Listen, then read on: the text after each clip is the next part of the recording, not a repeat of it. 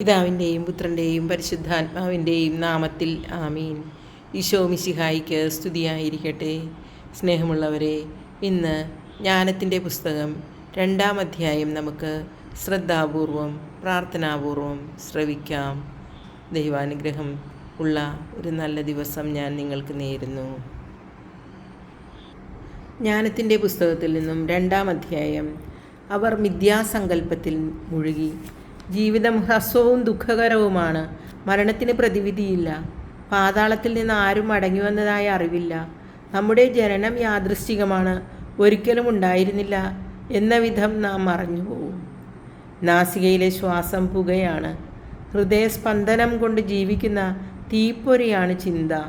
അത് കെട്ടുകഴിഞ്ഞാൽ ശരീരം ചാരമായി, ആത്മാവ് ശൂന്യമായ വായു പോലെ അലിഞ്ഞ് ഇല്ലാതാകും. ക്രമേണ നമ്മുടെ നാമം വിസ്മൃതമാകും.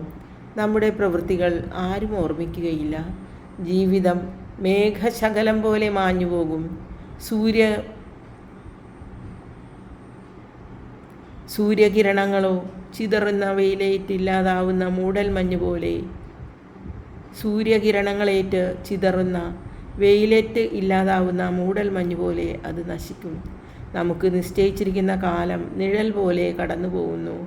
മരണത്തിൽ നിന്ന് തിരിച്ചുവരവില്ല. അത് മുദ്രയിട്ടുറപ്പിച്ചതാണ്. ആരും തിരിച്ചു വരികയില്ല. വരുവിൻ, ഇപ്പോഴുള്ള വിശിഷ്ട വസ്തുക്കൾ ആസ്വദിക്കാം. യുവത്വത്തിൻ്റെ ഉന്മേഷത്തോടെ ഈ സൃഷ്ടികൾ അനുഭവിക്കാം. മുന്തിയ വീഞ്ഞും സുഗന്ധദ്രവ്യങ്ങളും നിറയെ ആസ്വദിക്കാം. വസന്തപുഷ്പങ്ങളെയൊന്നും വിട്ടുകളയേണ്ട. വാടും മുൻപേ പനിനീർ മുട്ടുകൊണ്ട് കിരീടമണിയാം. സുഖഭോഗങ്ങൾ നുകരാൻ ആരും മടിക്കേണ്ട. ആഹ്ലാദത്തിൻ്റെ മുദ്രകൾ എവിടെയും പതിക്കാം. ഇതാണ് നമ്മുടെ ഓഹരി, ഇതാണ് നമ്മുടെ അവകാശം. നീതിമാനായ ദരിദ്രനെ നമുക്ക് പീഡിപ്പിക്കാം. വിധവയെ വെറുതെ വിടേണ്ട. വൃദ്ധൻ്റെ നരച്ച മുടിയെ മാനിക്കരുത്. കരുത്താണ് നമ്മുടെ നീതിയുടെ മാനദണ്ഡം.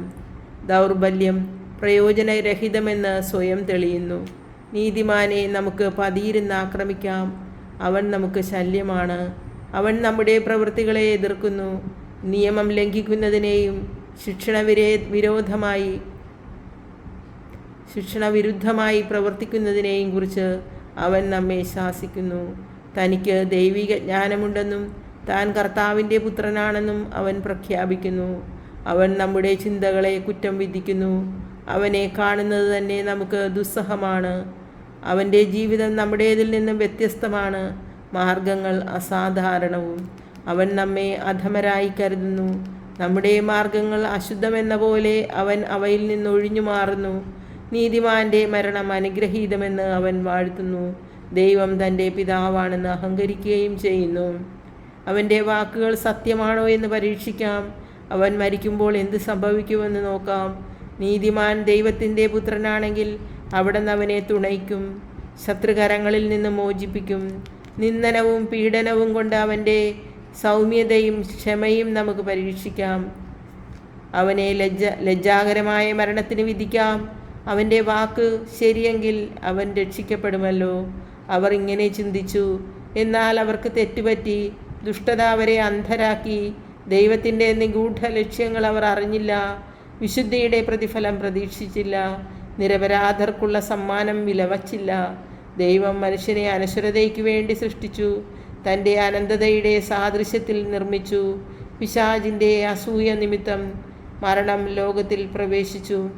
അവൻ്റെ പക്ഷക്കാർ അനുഭവിക്കുന്നു. കർത്താവിൻ്റെ വചനം. ദൈവത്തിന് നന്ദി. സ്നേഹമുള്ളവരെ, ഈ നിമിഷങ്ങളത്രയും എന്നോടൊപ്പം വചനവായനയിൽ പങ്കെടുത്ത നിങ്ങളെ ദൈവം അനുഗ്രഹിക്കട്ടെ എന്ന് പ്രാർത്ഥിക്കുന്നു.